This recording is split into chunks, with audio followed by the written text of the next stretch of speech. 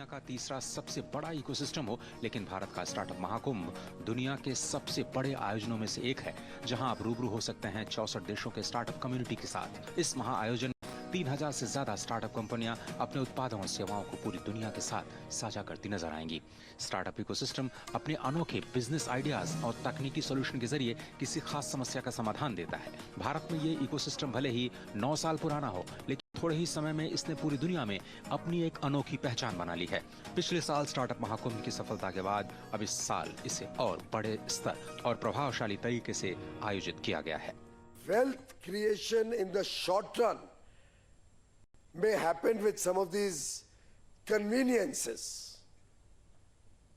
पर दुकानदारी का ही काम करना है हमें,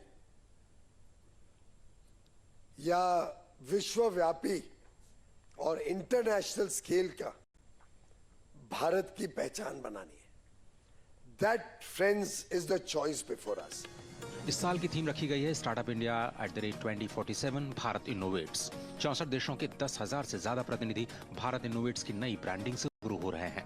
उम्मीद की जा रही है कि 3 दिनों के महाआयोजन में 1 लाख से ज्यादा लोग आ सकते हैं।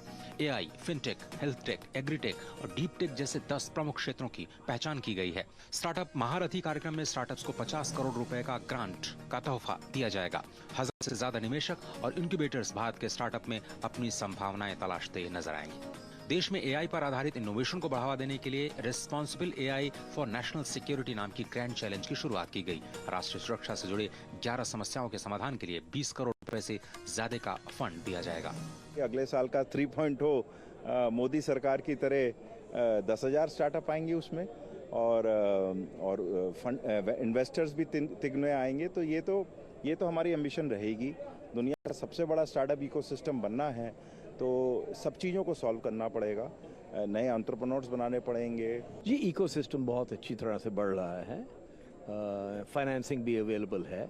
2-3 चीज़ें अगर हो जाएं तो बहुत अच्छी बात है। एक तो डोमेस्टिक कैपिटल अगर ज़्यादा बढ़ आए, लोकल इंडस्ट्री से, लोकल बिजनेस से, वो ज़्यादा बढ़ आए। ईज़ ऑफ बिजनेस में अगर थोड़ा बदलाव आ जाए वो भी ज़्यादा अच्छा होएगा। वैसे तो हमारे पास दुनिया के सबसे बड़े स्टार्टअप्स हैं। India will be number 1 startup country in the world.